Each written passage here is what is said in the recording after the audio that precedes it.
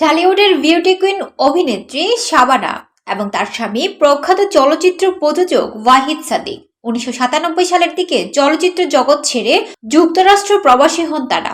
এরপর প্রায় প্রতি বছরেই দেশে আসলেও নির্মাণে ফিরতে পারেননি।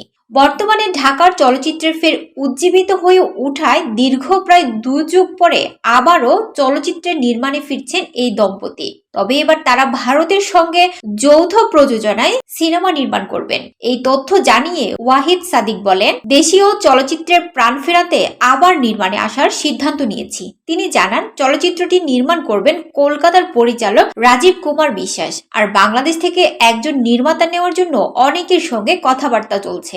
এই চলচ্চিত্রের গল্প ও চিত্রনাট্য লিখেছেন রাজীব কুমার বিশ্বাস। ওয়াহিদ সাদিক বলেন, সিনেমাটি হবে পারিবারিক, অ্যাকশন ও রোমান্টিক গল্পের। আগামী 16 জানুয়ারি কলকাতা যাচ্ছি সিনেমাটি নির্মাণ কাজের ব্যাপারে। তখনই নির্মাতা রাজীব কুমারকে নিয়ে নায়িকার বিষয়টি চূড়ান্ত করে ফিরব। তিনি জানান, সিনেমাটির শুটিং হবে বাংলাদেশ, ভারত ও যুক্তরাষ্ট্রে। দুই বাংলার শিল্পী কলাকুশলীরা সমানভাবে এতে অভিনয় করবেন। শাবানা অভিনয় করবেন কিনা ওয়াহিদ সাদিক জানান, না, তিনি এখন আর অভিনয় করবেন না, প্রযোজনায় শুধু করবেন। শাবানা ও ওয়াহিদ সাদিক তাদের চলচ্চিত্র প্রযোজনা সংস্থা এসএস প্রোডাকশন প্রতিষ্ঠা করেন 1979 সালে। ওই বছর প্রথম সিনেমা নির্মাণ করেন মাটির ঘর। এটি পরিচালনা করেন প্রয়াত আজিজুর রহমান।